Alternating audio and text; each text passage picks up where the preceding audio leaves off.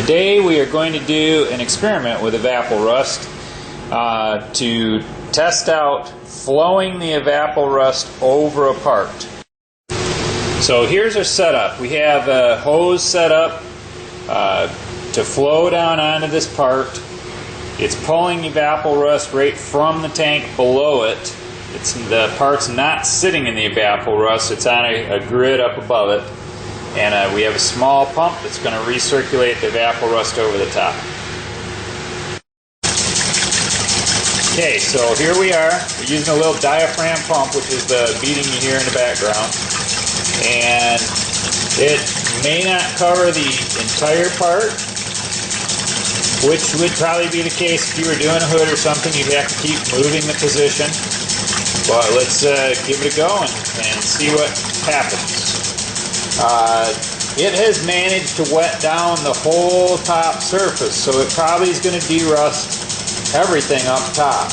Where the flow is heavier, it looks like it's removed a little more rust than where the flow is lighter. Okay, we moved the part a little bit so we got better flow on the other side. The side that initially had flow, the rust is pretty much removed already from the top surface. Okay, we've flipped it over now. Much of the rust, even on the bottom surprisingly, is already loosened up and been removed. Just not even an hour, and this part that was rusty over much of its surface is now completely derusted. And all we did in our little experiment was we just used this little diaphragm pump, air-driven diaphragm pump, to flow evaporust over the surface. We moved it once, we flipped it over, and that was all it took.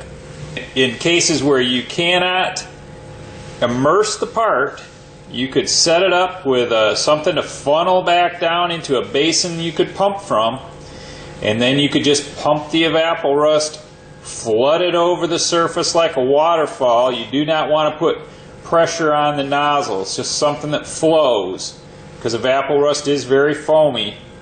But if you can just flow it over the part, then it works very effectively, as you can see here.